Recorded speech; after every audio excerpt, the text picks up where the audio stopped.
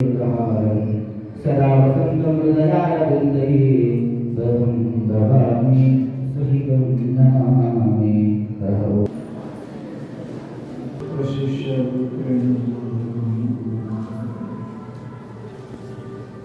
यदं वै कमलध्रुवं तपत्रयमालं शान्तेकपदं देवं सिद्धारूपं ज्ञानसिद्धिं तपस्सिद्धिं सर्वसिद्धिं शिवं स्वयं सिद्धमां वन्दे सिद्धारूपं अकारण करुणाशाली अनित्य बंधु सिद्धार्थ महास्वामी ಕೃಪೆಯಿಂದ ಪ್ರತಿ ವರ್ಷದಂತೆ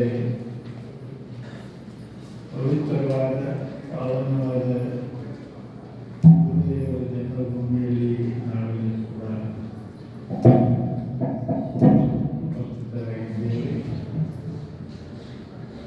ಇವತ್ತಿನಿಂದ 7 ದಿವಸ ಕೀರ್ತನವಾಗಿ ಗ್ರಂಥದ ಪಾರಾಯಣವನ್ನು ಮಾಡ್ತಾ ಇದ್ದೇವೆ. ತಮ್ಮೆಲ್ಲರಿಗೂ ಪರಿಚಯ ಇದ್ದಂತೆ ಪಠಣ ಪಾರಾಯಣ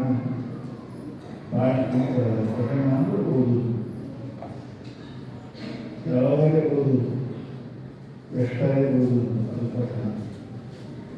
ಪಾರಾಯಣ ಅಂದರೆ ಅದು ನಿಯಮಿತವಾಗಿ ಪ್ರಥಮದಲ್ಲಿ ಮಾಡಿಕೊಂಡ ರೀತಿಯನ್ನೇ ಕಡೆಯವರೆಗೂ ಮುಗಿಸುವುದು ಪಾರಾಯಣ ಅಂತ ಹೇಳ್ತಾರೆ.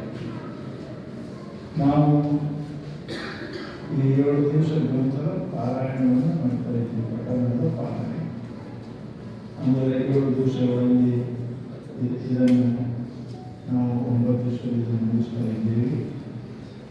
ಅದಕ್ಕೆ ಕಾಲದಲ್ಲಿ ಕೂಡ ನಿಯಮಿತವಾಗಿ 56 ಅಧ್ಯಾಯಗಳನ್ನು ಈ 7 ದಿವಸದಲ್ಲಿ ಓದಿ ಅದು ಪಠಣ ಮಾಡಿ ಮುಗಿಸುವುದು ನಮ್ಮೆಲ್ಲರ ಕರ್ತವ್ಯ. ಆ ದೃಷ್ಟಿಯಿಂದ ದಿನಂಪ್ರತಿ 8 ಅಧ್ಯಾಯ ಆಯಿತು ಅಂದರೆ 50 ಅಧ್ಯಾಯ ಮುಗಿತು. ಅದನ್ನು ಕೊನೆಯ ದಿವಸ ಜಾಸ್ತಿ ಓದಬೇಕಾಗಲ್ಲ, ಅದನ್ನು ಓದಿ ಮುಗಿಸಬೇಕು. ಇದು ನಿಯಮ, ಇದು ಪಾರಾಯಣದ ಪದ್ಧತಿ. ಯಾವುದೇ ಗ್ರಂಥವನ್ನು ನಾವು ಓದಬೇಕು ಅಂದರೆ ನಿಯಮದ, ಅದಕ್ಕೆ ಮತ್ತು ಮೊದಲ ದೇವತೆಗಳಕ್ಕೆ ಹೆಂಗೆ ದೇವರು ಪೂಜೆ ಮಾಡ್ತೇವೆ, ದೇವರು ಪೂಜೆ ಮಾಡ್ತೇವೆ, ಹಾಗೆ ಗ್ರಂಥವನ್ನು ಪೂಜಿಸಿ ಪ್ರಾರ್ಥಿಸಿ ಪೂಜಿಸಿ ಮಾಡುವುದು. ಪ್ರಾರ್ಥನಾಕ್ಕೆ ಸಂಪೂರ್ಣ ಈ ವಿಷಯದಲ್ಲಿ ಕೇಳಿದ ಅದು ನನ್ನ ಅಂತಃಕರಣಕ್ಕೆ ಅದು ಹೇಳಿದರೆ ವ್ಯಾಪಿಸಲಿ, ಪರಿಣಾಮ ಮಾಡಲಿ ಅಂತ ಪ್ರಾರ್ಥನೆ. ಪಠಣ ಮಾಡೋದು ಓದುವುದು, ಪ್ರಾರ್ಥನೆಗಳನ್ನು ಅದರ ಪರಿಣಾಮ ನನ್ನ ಆಗಲಿ ಅಂತಕ್ಕಂಥ ಪ್ರಾರ್ಥನೆಯನ್ನು ಮಾಡಿ ನನ್ನ ಕೃಪಾ ಮಾಡುವ ಪ್ರಾರ್ಥನೆ ಮಾಡಿ ಇದನ್ನು ಪ್ರಾರಂಭ ಮಾಡಬೇಕು. ಇದು ಗ್ರಂಥ ಕರ್ತವ್ಯವಲ್ಲ, ಇದು ಕೇವಲ ಪುಸ್ತಕ ಅಲ್ಲ, ಇದು ಕಾಮಧೇನು. ಕಾಮಧೇನು ಹೆಂಗೆ ಹೇಳಿಕೊಡ್ತದೆ, ಕಲ್ಪವೃಕ್ಷ ಹೆಂಗೆ ಹೇಳಿಕೊಡ್ತದೆ. ಈ ಗ್ರಂಥವನ್ನು ನಿಯಮಿತ ರೂಪದಿಂದ ಪಾರಾಯಣ ಮಾಡತಕ್ಕಂಥವರಿಗೆ ಅವರ ಸಮಸ್ತ ಇಚ್ಛೆಗಳನ್ನು ಕೊಡ್ತದೆ ಅನ್ನುವಂಥ ದೃಷ್ಟಿಯಿಂದ ಗ್ರಂಥಕರ್ತರು ಬರೆಯುವ ತಾವೆಲ್ಲರ ಭಕ್ತಿಯಿಂದ ಇದನ್ನು ಈ ಪಾರಾಯಣ ಮಾಡಿ ಮುಗಿಸಲು ನಿಮ್ಮ ಮನೆಯವರು ಕೂಡ ಇದನ್ನು ಪಠಣ ಪಾರಾಯಣದ ಪಠಣ ಇದನ್ನು ಬರ್ತದೆ. ಇದು ಪಾರಾಯಣ ಅದಕ್ಕೆ ಪಠಣ ಪಾರಾಯಣ ಸಪ್ತಾಹ 7 ದಿವಸ ಮುಗಿಸುವುದು ಪಾರಾಯಣ, ದಿನವೊಂದರಲ್ಲೂ ಪಠಣ. ಅದಕ್ಕೆ ಪಠಣ ಪಾರಾಯಣ ಮಾಡತಕ್ಕಂಥವರಿಗೆ ಬಲ್ಲವರಾಗ ಅವರಿಗೆ ಸದ್ಗುರು ಮತ್ತು ಮಾಡ್ತಾರೆ. ಅವರಿಗೆ ಆಯುಷ್ಯ ಆರೋಗ್ಯ ಸಕಲ ಐಶ್ವರ್ಯ ಸದ್ಭುತ ಪರಮಾತ್ಮನಂತ ಬಂದಿದ್ದಾರೆ. ಅದಕ್ಕೆ ಇವತ್ತು ದಿವಸ ಅದನ್ನು ಪ್ರಯತ್ನ ಮಾಡಿ ಶ್ರೀ ಮಹಾತ್ಮೆ ಗಣೇಶನನ್ನು ಶ್ರೀ ನಾಲ್ಕು ವೇದ ಆವಶ್ಯಕ 18 ಪುರಾಣ 28 ಬುದ್ಧ ಆಗಮನ ಸರ್ವಸಾರಭೂತವಾದ ಶ್ರೀ ಸಿದ್ಧಪುರುಷನ ಪವಿತ್ರ ಚರಿತ್ರೆಯನ್ನು ನಿತ್ಯವೂ ಶ್ರದ್ಧೆಯಿಂದ ಓದುವ, ಕೇಳುವ, ತಿಳಿಸುವ ಸರ್ವಭಕ್ತರಿಗೆ ಧರ್ಮ, ಅರ್ಥ, ಕಾಮ, ಮೋಕ್ಷಗಳು ಸಿದ್ಧಿಸುವುದು.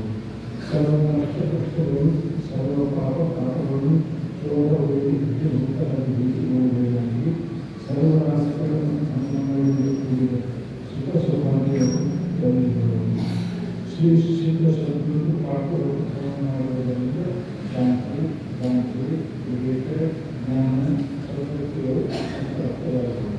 ಈ ವ್ಯವಸ್ಥೆಗಳನ್ನು ಪರೀಕ್ಷೆ ದೇವತಾ ಮಂತ್ರದಲ್ಲಿ ಗಂಧ ಅಕ್ಷತಾ ಗುರುಗಳ ದೀಪನೈವೇದ್ಯವನ್ನು ಸೂಚಿಸಿ ಪ್ರತಿ ಅಧ್ಯಾಯ ಪ್ರಾರಂಭದಿಂದ ಸ್ಮರಿಸಿ ನಂತರ ಪಾರಾಯಣ ಮಾಡಿ ಸಾಧಕರು ಭಕ್ತಿಯಿಂದ ಸ್ವೀಕರಿಸಿದರು. ಶಿಷ್ಟರ ಸಂಪ್ರದಾಯವಾಗಿದೆ. ಈ ಗ್ರಂಥವನ್ನು ಪಾರಮಾರ್ಥಿಕವಾಗಿಯೂ ಅಂದರೆ ನಮ್ಮ ಜೀವನದ ಕಲ್ಯಾಣಕ್ಕಾಗಿಯೂ ಏನು ಮಾಡಬೇಕು ಅಥವಾ ನಮ್ಮ ಪ್ರಭುತ್ವ ಸೌಖ್ಯಕ್ಕಾಗಿ ಏನು ಮಾಡಬೇಕು ಅನ್ನೋದು ಎರಡನ್ನೂ ಬರೆದ ನಿಯಮದಿಂದ ಗ್ರಂಥಕರ್ತರು ಬರೆದಂಗೆ ಯಾವ್ಯಾವ ಕೆಲಸಕ್ಕೆ ಏನೇನು ಮಾಡಬೇಕು ಅನ್ನೋದನ್ನು ಬರುತ್ತೆ ಅದನ್ನು ಮಾಡಬೇಕು. ಇಲ್ಲ ಪ್ರತಿ ಒಂದು ಅಧ್ಯಾಯವನ್ನು ಆತ್ಮಕಲ್ಯಾಣಕ್ಕಾಗಿ ಗುರುಕೃತಿಗಾಗಿ ಮಾಡುವ ಸಿದ್ಧಿಯಾಗ್ತದೆ. ಅದಕ್ಕೆ ತಾವೆಲ್ಲರೂ ಕೂಡ ಇದು ಗ್ರಂಥ ಅಲ್ಲ, ಸಾಕ್ಷಾತ್ ಸಿದ್ಧಾಗದೆ ಇವುಗಳ ಎಲ್ಲ ಭಾವನೆ ಮಾಡಿ ಇದನ್ನು ವಂದಿಸಿ ಪೂಜಿಸಿ ಕೃಷಿಯ ಸಮಸ್ತ ನಿಮ್ಮ ಕಾಮನೆಯ ಪೂರ್ತಿ ಆಗುತ್ತದೆ ಅನ್ನುವುದರಲ್ಲಿ ಸಂಶಯವಿಲ್ಲ. ಅದಕ್ಕೆ ಒಂದನೇ ಅಧ್ಯಾಯ ನೋಡ್ತೀನಿ. ಒಂದನೇ ಅಧ್ಯಾಯ ಶ್ರೀ ಗಣೇಶನ ಶ್ರೀ ಗುರು ಬ್ರಹ್ಮ ಗುರು ವಿಷ್ಣು ಗುರು ದೇವೋ ಮಹೇಶ್ವರ ಗುರು ಸಾಕ್ಷಾತ್ ಪರಬ್ರಹ್ಮ ತಸ್ಮೈ ಶ್ರೀ ಗುರುವೇ ದೇಶಿಕಾಯ ಸದ್ಗುರು ನಿಮಗೆ ಜಯಕಾರು. ಗಣೇಶ ಶಾರದಾರನ್ನು ನೀನೇ ಸ್ಮರಿಸುತ್ತೇನೆ. ನೀನು ಅನಾದಿಗೂ ಅನಂತನಾಗಿರು. ಅಂತಹ ಕಾಲವನ್ನು ಪ್ರತಿಗಳಿಗೆ ವ್ರತವು ನೀನು ಜ್ಞಾನದೇವನ ಅವತಾರವನ್ನು ಧಾರಣ ಮಾಡಿದಾಗ ನಿನ್ನ ಪ್ರತಿಜ್ಞೆಯಲ್ಲಿ ಪೂರ್ಣ ಉದಯವನ್ನು ಉಚ್ಚರಿಸುವಂತಾಗಿ ಅದೇ ಪ್ರಕಾರವಾಗಿ ಎಲ್ಲಾದ ನಿಮ್ಮ ಚರಿತ್ರೆಯನ್ನು ನಿಮ್ಮನ್ನು ಕೀರ್ತಿಸುತ್ತೇವೆ.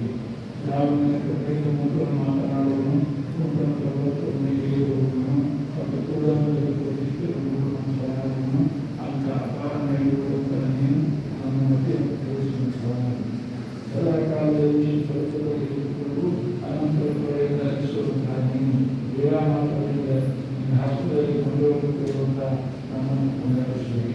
ನೀನು ಸರ್ವಂತರಾಗಿ ವ್ಯಾಪಿಸಿಕೊಂಡಿದ್ದು ಗುರುಗಳ ಮಾತ್ರದಿಂದ ಅಜ್ಞಾನಿಸಿ ಅಂದರೆ ಮಹಾಶಿವರು ಅವರು ಕೈವಾಚಾಗುತ್ತೆ ಉಪನಿಷತ್ತು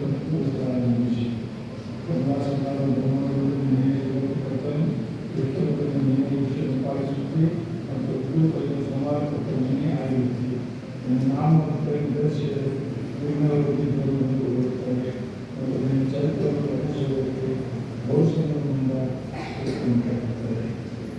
ವಿಶೇಷವಾಗಿ ಸದ್ಗುರು ಸಿದ್ಧಾರ್ಥ ಸ್ವಾಮಿಗಳ ಚರಿತ್ರೆಯನ್ನು ಮಹಾನ್ ಪಂಡಿತನಾಗಿರ್ತಕ್ಕಂಥ ಬ್ರಹ್ಮೋತ್ತಮನಾಗಿರುವ ಪರಮಸದ್ಗುರು ಸಿದ್ಧಾರ್ಥ ಶಿಕ್ಷಣವನ್ನು